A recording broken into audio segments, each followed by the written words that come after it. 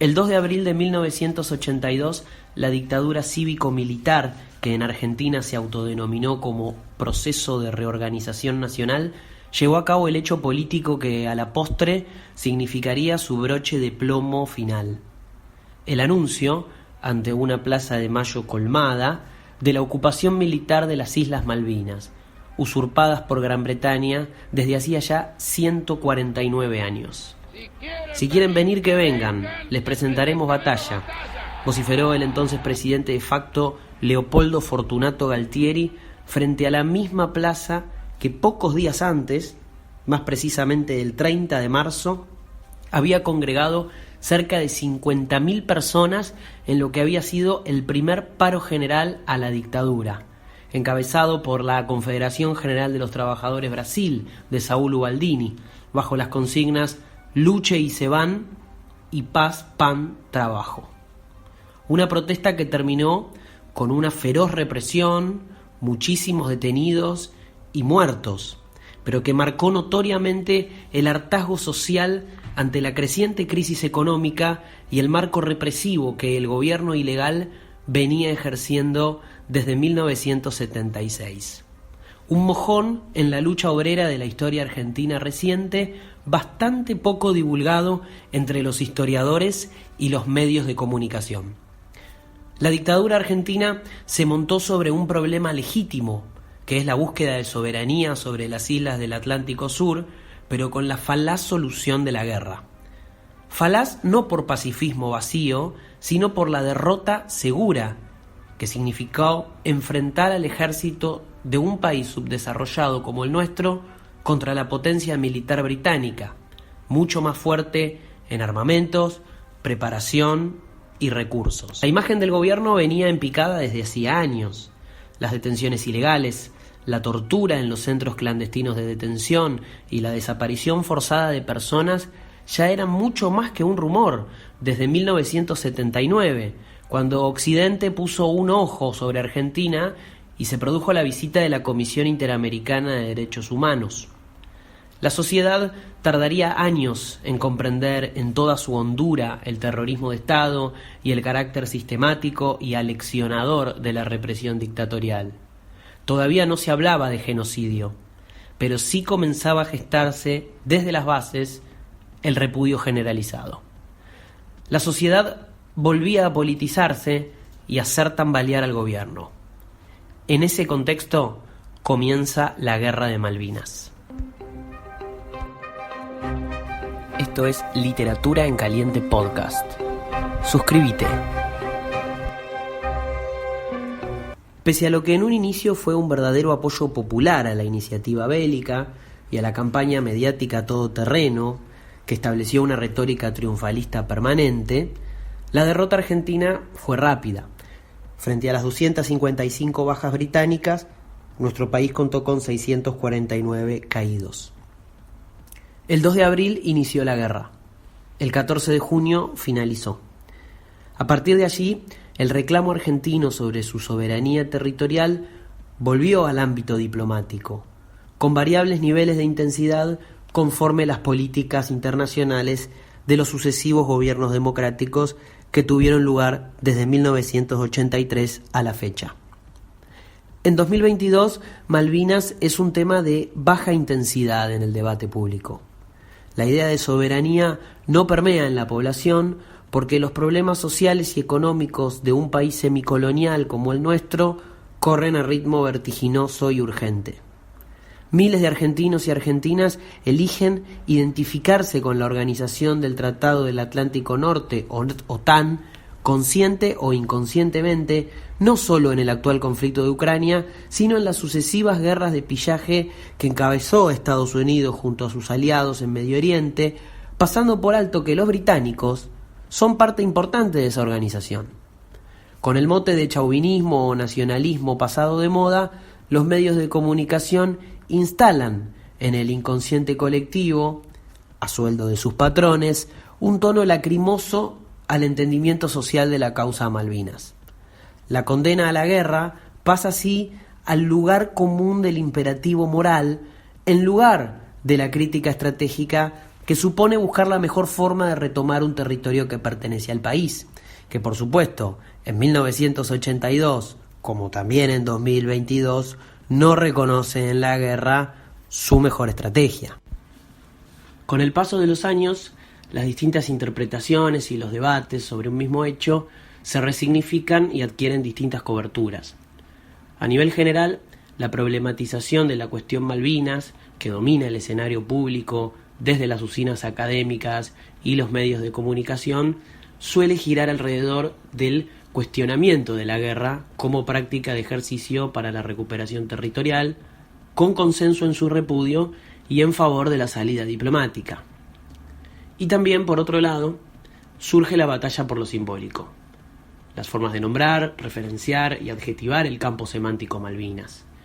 En los últimos días tuvo lugar una polémica en el ámbito académico respecto a una actividad convocada por la socióloga Cora Gamarnik llamada Repensando Malvinas, Rethinking Falklands, e invitando al intercambio de ideas entre argentinos y británicos. La utilización del lenguaje anglosajón y de tomar a los ingleses como sujetos de entendimiento en la cuestión Malvinas supuso un fuerte repudio en redes sociales que llevó a parte de la comunidad de la Facultad de Ciencias Sociales de la Universidad de Buenos Aires y al Instituto de Investigaciones Gino Germani a repudiar el evento, bajo el argumento de que nombrar a las islas como Falklands hiere la identidad nacional. Pero la batalla de sentido respecto a las formas de nombrar no termina en el repudio al idioma anglosajón. Un debate importante refiere a cómo catalogar a los soldados y excombatientes, en su mayoría muy jóvenes al momento de la guerra, en edad de conscripción, si como héroes o víctimas. Una retórica más afín a la épica nacionalista no cede ante quien no defina como héroes de guerra a los soldados argentinos, un término heredero de las epopeyas griegas, cuyos héroes valerosos eran adjetivados con valores de valentía asociados a la hombría, pero también el mote heroico para los soldados funciona como un reconocimiento simbólico a quienes se jugaron la ropa en una guerra luchando por su país. La línea que victimiza a los soldados hace eje en sus precarias condiciones de combate, menor preparación con respecto a la Armada Británica y sobre todo en el carácter forzoso de la leva guerrera. Muchos de ellos no querían estar allí, ni tampoco ser conscriptos, cuyo servicio militar era obligatorio en Argentina desde 1901. Esto es Literatura en Caliente Podcast. Suscríbete.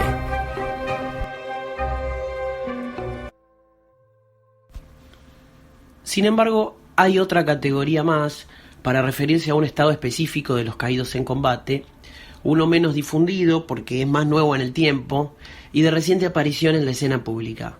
Es el de soldado argentino solo conocido por Dios, que son aquellos soldados que perdieron la vida en la guerra, pero no fueron reconocidos durante décadas por los sucesivos estados. Esa frase, soldado argentino solo conocido por Dios, surge de la misión británica posterior a la guerra, que parece humanitaria pero responde a las leyes de la guerra, algo a lo que los ingleses, por hacer guerras de pillaje y de usurpación en todo el mundo, están bien acostumbrados, y se puso por objetivo la ordenación del territorio Malvinas respecto a los estragos de la guerra. Cito del libro La Otra Guerra, una historia del cementerio argentino en las Islas Malvinas, publicado en 2021 y escrito por Leila Guerriero, periodista argentina y escritora, una de las mejores escritoras argentinas contemporáneas, sin lugar a dudas. Dice: entretanto, el ejército inglés, que había sufrido 255 bajas, envió a las islas a un oficial de 32 años llamado Geoffrey Cardoso, con el fin de ayudar a su tropa en la posguerra. Cardoso encontró un panorama inesperado. Los cuerpos de los combatientes argentinos seguían esparcidos en el campo de batalla. Lo comunicó a sus superiores y en noviembre de 1982 el gobierno británico presentó una nota a la Junta Militar Argentina preguntando qué hacer. Según sostiene el historiador Federico Lorenz en el texto El cementerio de guerra argentino en Malvinas, el gobierno militar respondió autorizando el entierro de sus soldados caídos, pero reservándose el derecho de decidir, cuando sea adecuado, acerca del traslado de los restos, desde esa parte de su territorio al continente. Las idas y vueltas se debieron a que las consultas oficiales británicas incluían la palabra repatriación, algo inadmisible para la Argentina, en tanto considera las islas parte de su territorio. Así fue como el destino de cientos de cadáveres quedó reducido a un asunto semántico. No se repartía lo que está en el suelo propio. Geoffrey Cardoso recibió la orden de armar un cementerio. Encontró un lugar en el istmo de Darwin. Ejerciendo un oficio fúnebre para el que no tenía entrenamiento, recogió cadáveres insepultos, exhumó a los sepultados, revisó uniformes buscando documentos, carnets, placas identificatorias, los rastros de la identidad esquiva. Logró reunir 230 cuerpos, pero 122 de ellos, restos mudos, sin placas ni documentación, quedaron sin identificar. Los trasladó a todos al cementerio. Los envolvió en 3 bolsas y en la última escribió con tinta indeleble el nombre del sitio donde habían sido encontrados. En las cruces de quienes no tenían nombre hizo grabar una leyenda: soldado argentino solo conocido por Dios. Elaboró un informe minucioso y lo remitió a su gobierno, que a su vez lo remitió a la Cruz Roja, que a su vez lo remitió al gobierno argentino. El cementerio se inauguró el 19 de febrero de 1983. Luego Cardoso volvió a Inglaterra. No regresó a las islas, pero jamás dejó de pensar en ellas. Y así comienza la historia del cementerio de Darwin y los restos de soldados caídos en la guerra de Malvinas que se encontraban allí.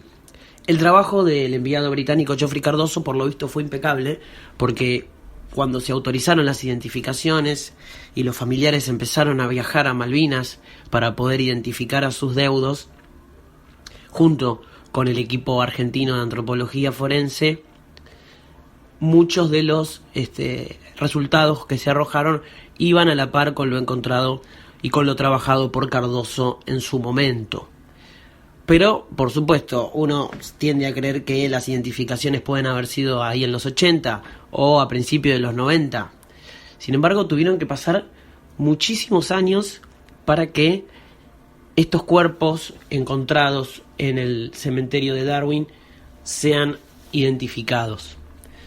Recién bajo el gobierno de Cristina Fernández de Kirchner y finalizando en el gobierno de Mauricio Macri, se hizo la identificación de los cuerpos. Y esto se debió a diversas razones que en el libro de Leila Guerriero, La otra guerra, una historia del cementerio argentino en las Islas Malvinas, se esbozan, no se profundizan, pero se esbozan.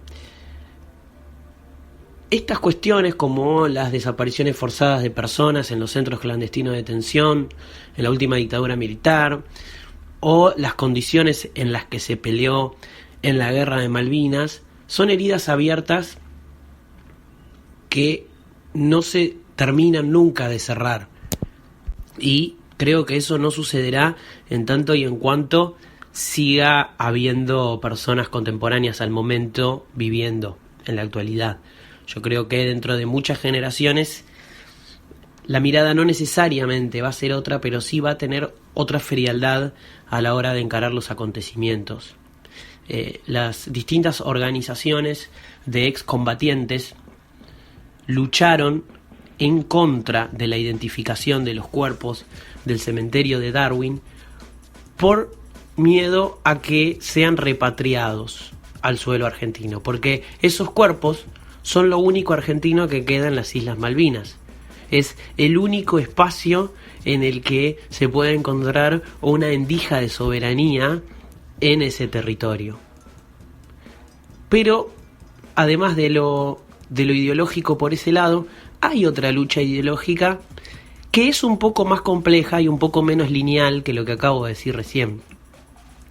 Si esos cuerpos caídos en combate no están identificados, no se saben a quién pertenecen, bueno, entonces la categoría que entraría en vigencia sería la de NN, que es una categoría de la familia de los desaparecidos.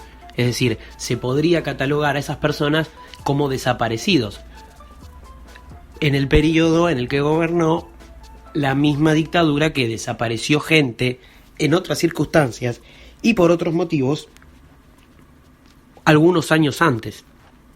Entonces, hay una lucha por parte de algunas organizaciones de excombatientes, como el CECIM, de no igualar una situación con la otra, que desde ya no son iguales, pero que desde ciertas miradas se puede entender como de víctimas también de la dictadura militar. El porqué de esta férrea oposición ideológica a la identificación de los cuerpos no está del todo dilucidada, pero sí se puede pensar que hay también, porque la realidad es compleja y la historia así lo es, ex represores entre los caídos en combate o personas afines a las políticas de la dictadura militar. Entonces, esa doble condición de héroe de Malvinas, pero adherente a la represión de la última dictadura, es una condición muy compleja, es una realidad muy alejada del dualismo, del maniqueísmo, y que complejiza un poco la mirada sobre estas personas. En un evento que ya es complejo de por sí, porque la estratagema de los milicos de ocupar militarmente las Islas Malvinas para hacer la guerra se montó sobre un reclamo absolutamente válido y legítimo.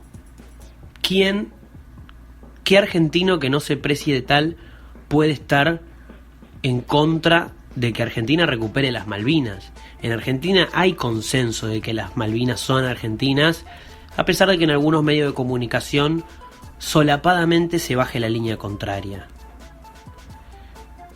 Porque como los británicos están hace cientos de años en Malvinas, venden la información de que en realidad es al revés y los que ocuparon y los que usurparon las Malvinas fueron los argentinos. Pero eso no fue así. Eso en Argentina está saldado. En Argentina, que las Malvinas son nuestras, es algo que no se discute mayormente.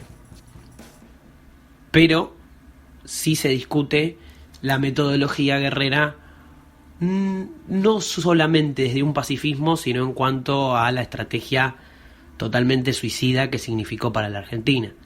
Pero como intento de relegitimar su imagen frente al pueblo argentino, fue una estrategia inteligente porque, como digo, se montó sobre un reclamo totalmente legítimo de soberanía nacional. Si Argentina es una semicolonia, no es una opinión, no es algo que uno lo dice solamente porque lo dijo Lenin en su imperialismo fase superior del capitalismo, no solamente por eso, sino porque Argentina es una semicolonia, tiene parte de su territorio ocupado por los británicos. Sin hablar del tutelaje que ahora está ejerciendo el Fondo Monetario Internacional en el gobierno argentino, que cada 3 meses va a venir a imponer agenda y a dar directivas acerca de cómo se implementa la política económica en el país.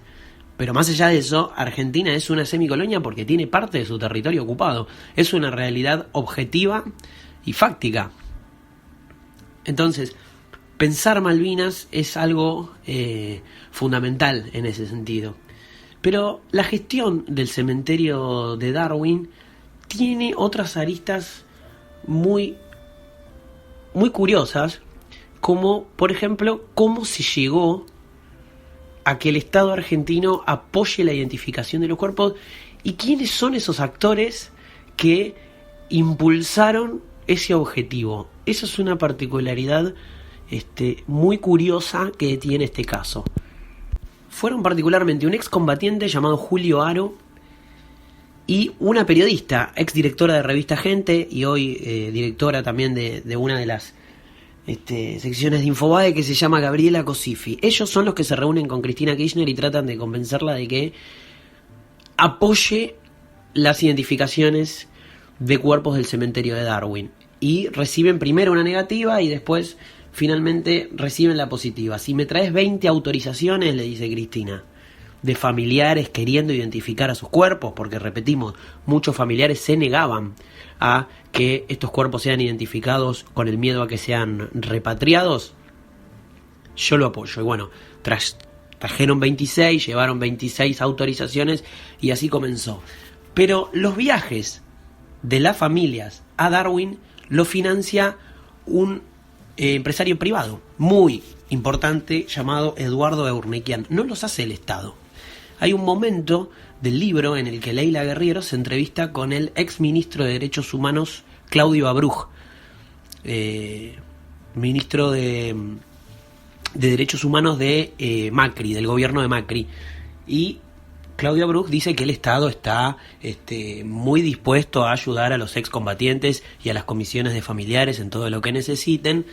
A lo que Guerriero le dice, sí, pero los vuelos que van a las Malvinas a llevar familiares para que le dejen una flor a sus muertos, lo financia Eurnequian.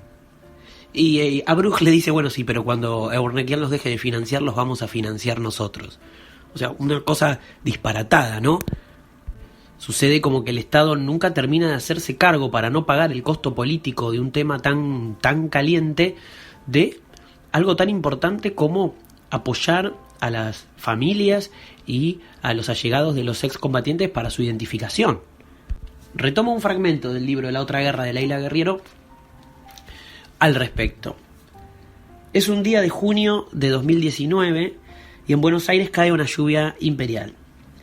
Eduardo Eurnequian está sentado a la cabecera de una gran mesa en un piso alto de la Corporación América en el barrio de Palermo. Posee una de las mayores fortunas de la Argentina, gestiona, entre otras cosas, más de 50 aeropuertos y tiene 86 años.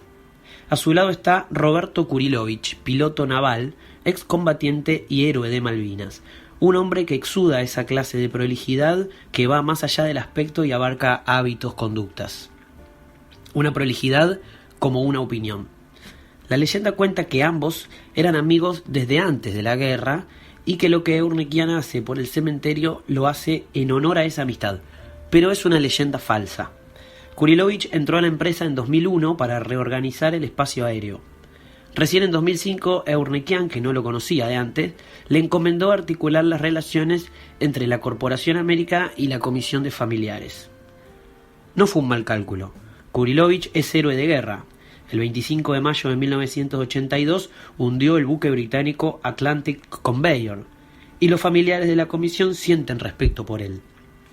En 2004, Eurnequian remodeló el cementerio, emplazó una cruz blanca de 3 metros y un cenotafio que hubo que armar en la Argentina, trasladar a Uruguay y llevar a las islas con un barco noruego. Nada de bandera argentina puede entrar a las islas. Como los vuelos comerciales a las Malvinas son muy pocos y muy caros, el equivalente a un pasaje Buenos Aires-Madrid, Eurnequian organizó más de 6 viajes de familiares desde 2006, rentando los aviones. Él dice que la respuesta a la pregunta de por qué hace esto es sencilla. En el año 82 nadie podía dejar de apoyar el esfuerzo de recuperar las islas. Yo no creo que el camino hubiese sido la violencia, pero así se dio. En ese momento se vivió una extraordinaria euforia patriótica. Pero en 2003 me llama el embajador de Inglaterra en Argentina y me cuenta que los familiares estaban realizando desde hacía años esfuerzos para poder viajar y tener un cenotafio, y que nadie les hacía caso. Esa despreocupación de la sociedad contrastaba con la euforia de 20 años atrás. Yo no lo podía entender y dije, lo hacemos nosotros, y así lo hicimos. Pero financiar esos viajes parece responsabilidad del Estado, no de un empresario, le dice Leila Guerriero. A lo que Eurnequian contesta, no, yo pienso diferente. La apatía del Estado no me gusta, pero es lo que hay. La bronca mía es pensar cómo no hubo un empresario que se haya solidarizado con este esfuerzo antes. Todos participaron de la gesta de una manera muy emotiva y luego se olvidaron. ¿Y cuál era su postura en relación a las identificaciones?, pregunta Leila Guerriero. Es muy triste de ser familiar de un caído y que digan, está tirado por ahí. Nos pareció muy humano, correctísimo. Es lógico que así sea. Creo que la frase lectura obligatoria es un contrasentido. La lectura no debe ser obligatoria. Y vamos a hablar de placer obligatorio. ¿Por qué? El placer no es obligatorio, el placer es algo que buscamos. Felicidad obligatoria, felicidad lo buscamos también.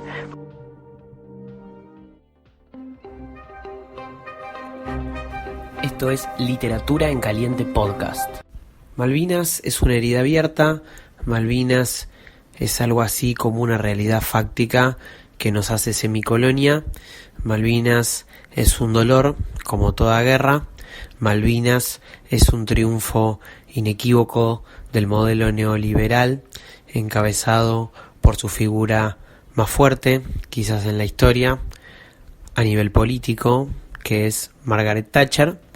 Malvinas es algo que está presente.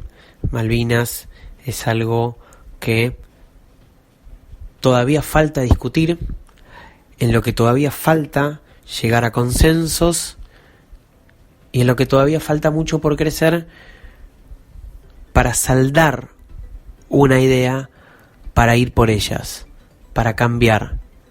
Si el mapa geopolítico nos ayuda, si la voluntad política de los representantes en algún momento gira para el lado de la soberanía, las Malvinas tienen un destino final, que puede llegar pronto o puede llegar en el largo plazo, pero que es uno solo y que es inequívoco, y es la soberanía.